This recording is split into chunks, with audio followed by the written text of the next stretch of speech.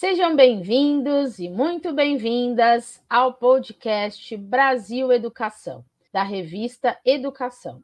Sou a Tatiana Pita, mestre em Educação, pedagoga e professora da Casa Educação. É muito bom estar aqui com vocês para mais um episódio de nosso podcast, que tem o apoio da International School. No episódio de hoje, falaremos sobre uma temática importante e urgente: a educação antirracista. Não deixe de seguir a gente no YouTube, Spotify, Apple e demais plataformas. Para compartilhar suas experiências e nos ajudar a refletir sobre como implantar uma educação antirracista em nossas escolas, vamos conversar com a professora Cléa Ferreira. Ela é doutora em educação, cuja pesquisa foi sobre formação docente étnico-racial. Seja muito bem-vinda ao nosso papo, Cléa. Muito obrigada. Muito obrigada, Tati, pelo convite. Para mim é sempre um prazer poder falar sobre essa questão, sobre esse desafio e contribuir aí com a construção de educação antirracista tão necessária à nossa sociedade, como você bem trouxe. Cléa, para começar, como é que o nosso currículo escolar contribui para a manutenção ou para a desconstrução do racismo que permeia a sociedade brasileira, né? Ora ele pode ser positivo, ora ele pode ser negativo. Quais são os cuidados aí? Acho que essa é uma excelente pergunta para começar. Eu tenho um entendimento de que o currículo ele é o coração da escola. Então, esse é o espaço privilegiado para a implementação das mudanças que a gente pretende. E aí eu acho que é importante, inclusive, destacar o entendimento de que o currículo não diz respeito apenas aos conteúdos trabalhados, nas diferentes disciplinas, mas nas práticas, que circulam, nas relações intersubjetivas, na maneira que a escola representa os diferentes sujeitos, o que ela comunica em suas paredes, como é que a disposição do mobiliário, os brinquedos, o material didático vai informando o currículo. Então, quando a gente pensa o currículo dessa maneira, fica até fácil compreender como é que ele pode contribuir ou não para uma educação antirracista. Então, a escola que não se preocupa em representar nos seus diferentes espaços, nos sujeitos, a diversidade presente na sociedade brasileira, ela está fazendo uma escolha que contribui para a manutenção dessa estrutura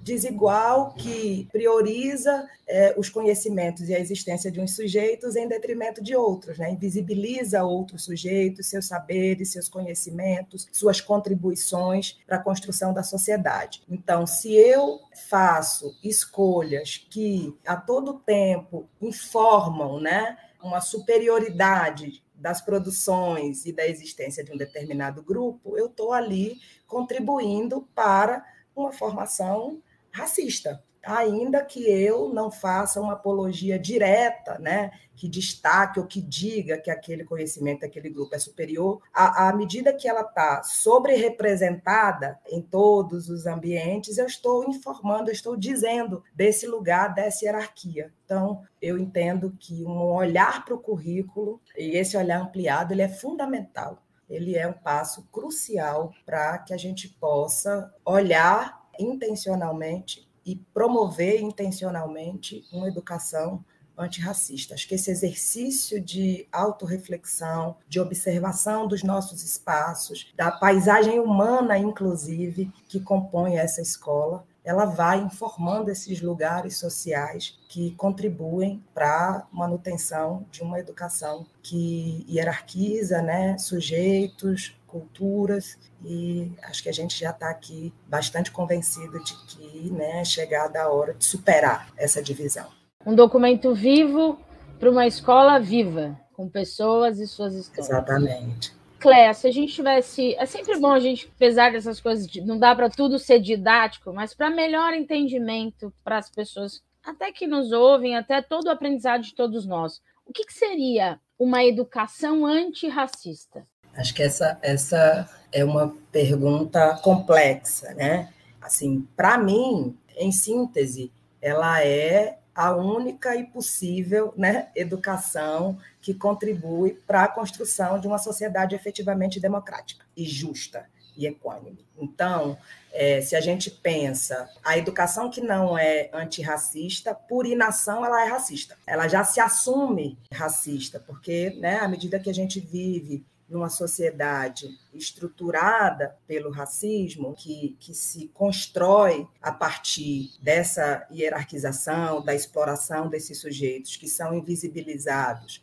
a gente está aí assumindo uma posição. Então, para mim, como educadora, é a única possibilidade de uma educação que seja convergente com a construção de uma sociedade democrática, porque enquanto houver racismo, não haverá democracia, né? Então, imagino que para quem está nos ouvindo, pensar, né, isso, a educação que não é antirracista, ela é, né, racista, justamente, né, por inação. Eu acho que é pensar essa perspectiva, né, e aí usando o recurso da dicotomia que é tão comum dessa racionalidade. Então, se ela não é antirracista, a gente está dizendo que ela é racista, né? Então, acho que essa reflexão é fundamental para os educadores, para os próprios estudantes e suas famílias que vão se comprometendo política, ética e pedagogicamente com a construção de uma educação ou outra que não compactue e contribua para a perpetuação, né, dessas desigualdades que marcam tão profundamente a nossa sociedade.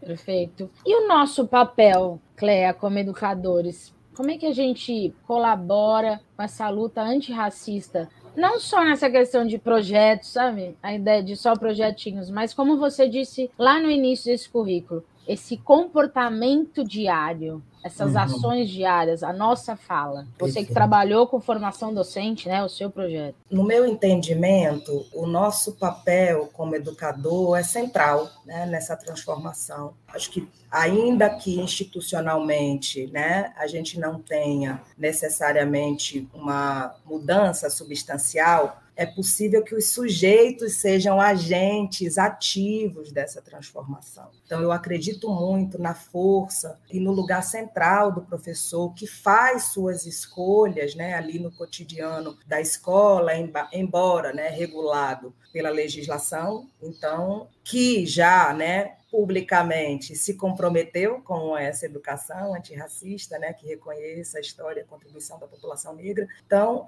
acho que o professor ele tem centralidade nesse processo. Agora, o que eu tenho percebido e me perguntado bastante é o quanto a gente ainda precisa caminhar num posicionamento mais ativo e consciente nessa direção. Óbvio que é fundamental que a escola crie as condições para que esse professor possa fazer essa transformação, porque se a gente recupera o seu histórico, né, de formação inicial, que foi muito precário, quando não nulo, no que diz respeito a uma reflexão e um aprendizado que construísse as bases para a produção consistente de conhecimento na direção ou nessa perspectiva de educação antirracista, mas há aí a necessidade de um compromisso também, né, desse sujeito com essa transformação. Então, acho que a gente precisa pensar numa dinâmica que congregue o investimento institucional na formação desse profissional,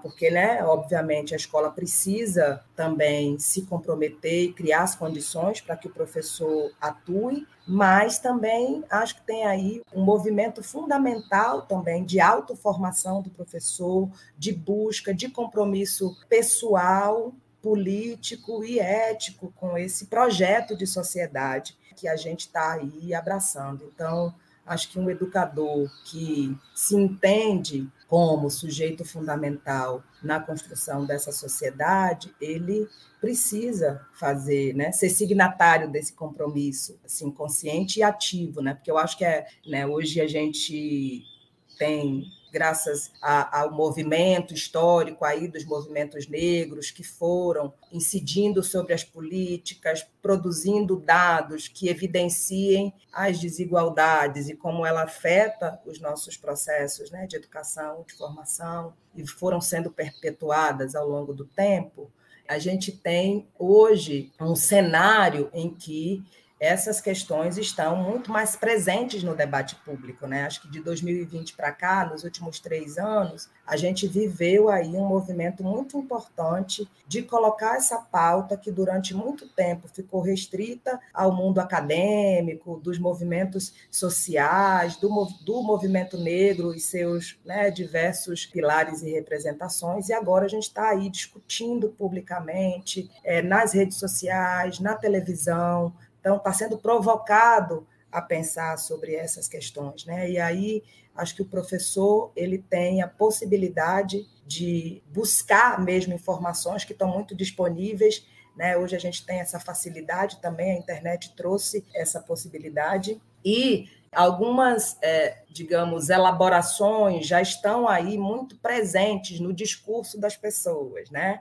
Que não basta não ser racista, é preciso ser antirracista, por exemplo, que é uma dessas frases que a gente ouve, e aí o que ela significa, né? Que a gente precisa ter, que ser antirracista é ter uma posição ativa no processo. É uma posição mesmo de ação, que não somente, né, vá para a lógica da constatação, mas que haja na direção da desconstrução do racismo. E aí, obviamente, a gente tem pessoas, né, a depender do seu pertencimento, a possibilidade de atuação, né, diferente, mas acho que é esse convite, esse desafio a um posicionamento ativo de compromisso com a desconstrução mesmo desse racismo, e a sala de aula e a escola é aí um tesouro de possibilidades para a gente, inclusive, daqui a algum tempo não precisar falar sobre isso, né? Porque aí a gente forma uma outra geração que se baseia em outras relações e que o racismo não seja mais presente. Essa acho que tem que ser nossa missão, né? Para que a gente não precise mais falar disso e de todas as outras questões que são separatistas, né? Cléa, de maneira prática, aproveitando essa sua última fala, que exemplos você pode me dar como professora aqui, para eu na sala de aula? O que eu posso criar de projetos, de ações para colaborar com essa educação antirracista?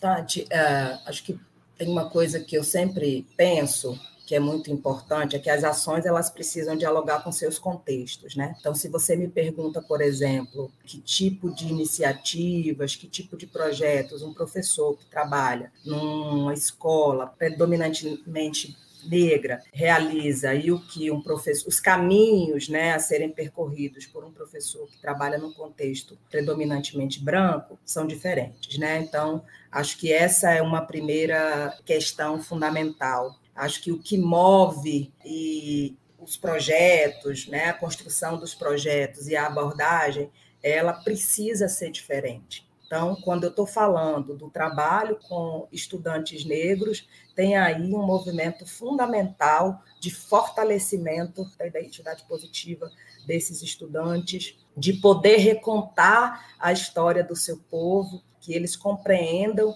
que, como dizia o Januário, existe a história do negro sem o Brasil, mas não existe uma história do Brasil sem o negro, e essa contribuição fundamental que a gente tem nos vários campos, né, não só no trabalho, mas na ciência, na educação, na tecnologia. Então, acho que tem aí um componente forte de reparação histórica, né, e de que esse estudante se entenda como um sujeito ativo e possa construir, fortalecer essa sua identidade positiva, né, e a gente possa, inclusive, eliminar, né, esses dispositivos que constroem o auto-ódio da população negra, que reproduz o mito da democracia racial, então que ajude, né, que contribua para que esses jovens possam ressignificar a sua história e que possam, né, sentir-se um universo pulsando de possibilidades, né, para eles, que eles podem sonhar, que eles podem realizar,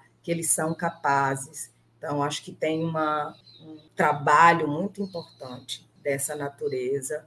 E no caso das escolas, né, que a gente tem aí um cenário de predominância branca, tem uma reflexão fundamental sobre a branquitude e seus efeitos. Eu acho que, nesse contexto, não é possível pensar e promover uma educação antirracista sem que a gente possa tensionar e refletir sobre o que significa nessa sociedade ser branco, né? Como é que a branquitude opera, como é que, obviamente, a gente não vai operar numa lógica de culpa ou de se responsabilizar pelo que, né, nossos não, né, os antepassados desses grupos fizeram, mas se implicar efetivamente, né, se corresponsabilizar pela transformação desse cenário. Eu acho que é um trabalho fundamental desses professores, que muitas vezes também, em sua maioria, são brancos, que precisam refletir sobre sua própria, né, identidade, sobre como os vieses inconscientes vão interferindo nas suas escolhas pedagógicas, nas suas relações com os seus estudantes. Então, acho que esse compromisso ele é fundamental. Então, acho que para já aqui colocar essa diferença que eu percebo, que muitas vezes passa despercebida, né? Então, tem um trabalho, eu costumo usar esse exemplo do livro Meu Crespo é de Rainha. A discussão e o trabalho com essa literatura tem um efeito para crianças negras, e para crianças brancas é outra abordagem, é outra reflexão, são outros caminhos de fruição, de leitura, de análise, né? Então, acho que os projetos precisam levar em consideração essa diferença. Eu tenho percorrido, né, muitas escolas, feito esse trabalho mesmo de investigação no campo sobre experiências, né, exitosas de educação antirracista. Mais do que falar sobre projetos individuais, porque eu acho que tem, né, uma multiplicidade de possibilidades, e justamente nessa relação que o estudante, os professores e o contexto vai trazendo, é que podem emergir projetos, né? Eu acredito nisso, que ele vem desse encontro, ele vem de situações ali, muitas vezes, obviamente, orquestrada pelo professor, mas ele emerge a partir, né, do contexto, da vivência dos estudantes. Mas eu gostaria de destacar alguns projetos de educação antirracista que definem projetos político-pedagógicos muito consistentes e antigos, que, né, muitas vezes não têm visibilidade. Enfim, muito recentemente, né, em setembro, a gente, no Centro de Formação da Vila, fizemos uma trilha, né, de educação antirracista, que culminou com uma imersão em Salvador, que tinha o propósito, acho que quando a gente fala de educação antirracista, a nossa maior referência é a Bahia, e acho que foi uma experiência de muito valor formativo, porque ela permitiu que os professores fossem reconfigurando suas relações e seus entendimentos a partir de vários caminhos, né? O cognitivo, o afetivo, né? O artístico. E aí, enfim, acho que eu queria destacar 3 experiências, uma que é da Escola Municipal Luísa Marim, na Península de Itapajipe, na Cidade Baixa, que foi fruto da construção e da luta de mulheres conhecidas como as Mulheres da Laje, que trabalham, né, acho que o nome Escola Luísa Marim já evidencia, né, destaque para a contribuição de uma mulher negra que foi fundamental para a luta pela liberdade no nosso país, e que tem um projeto, vários, né, projetos muito consistentes de educação antirracista. Esse ano, por exemplo, eles desenvolveram um projeto em homenagem ao Milton Nascimento, que é esse ancestral vivo, que está aí produzindo cultura, produzindo conhecimento fundamental para a cultura brasileira, que é belíssima a maneira, inclusive, como eles estruturam o trabalho. Com cada mês, os professores trabalham com a canção do Milton, discutindo do ponto de vista social, político e poético os elementos que estão ali presentes. Então, é um trabalho que eu, de fato, tenho bastante admiração, da Escola Luísa Marim. Uma segunda, que é a CEMEI de Djalma Ramos, em Lauro de Freitas, que desenvolveu um projeto, né, premiado aí pelo CERT,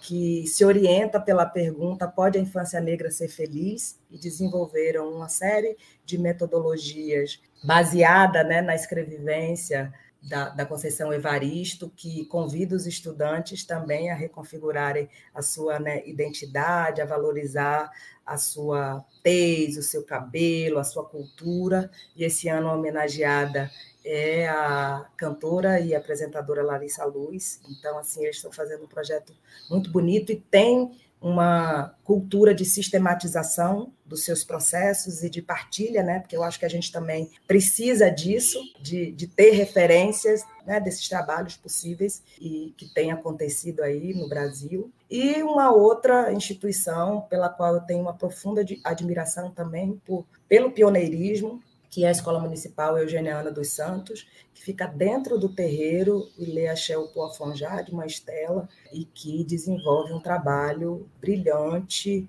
olhando para a religiosidade, para a cultura afro-brasileira de maneira muito consistente, preservando esse movimento de resistência, né, cultural, política, de combate à intolerância religiosa, e que, acho que em comum, esses projetos institucionais, né, trazem uma força enorme política que diz muito sobre como esses grupos, né, que a gente chama de movimentos sociais negros, precisaram criar seus próprios espaços de educação pela dificuldade da educação institucionalizada, né, dar conta da existência dessas pessoas, de sua subjetividade, de sua cultura. Então, esses grupos precisaram criar suas próprias escolas, Sim. que, né, depois de criadas, foram incorporadas, né, óbvio, são escolas hoje ligadas às redes, mas que surgiram a partir do reconhecimento da incapacidade,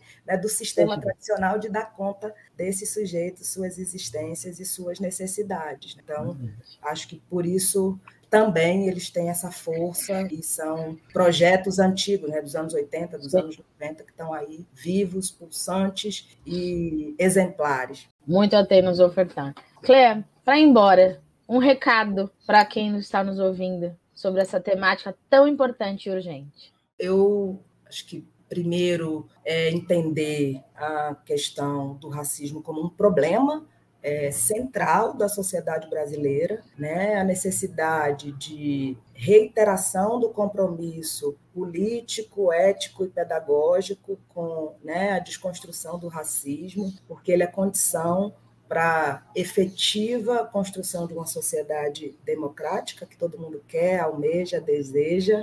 A construção da escola, ou reconstrução da escola como lugar de vida e de possibilidade de existência em toda a sua beleza e explosão de todos os sujeitos, independentemente do seu pertencimento racial, da sua origem, da sua classe. Então, como é que a gente vai se comprometendo todos os dias, reiteradamente, com essa construção, com esse projeto, com essa significação, né, da escola como lugar de vida, como lugar de afeto, como lugar de aprendizado, de esperança e de sonho para todas as crianças, né, que esse direito seja assegurado para todos e cada um, né, dos que lá estiverem, e que a gente, né, possa parar de ouvir os relatos da escola como um espaço de violência, de invisibilização, de opressão, que infelizmente a gente ainda escuta,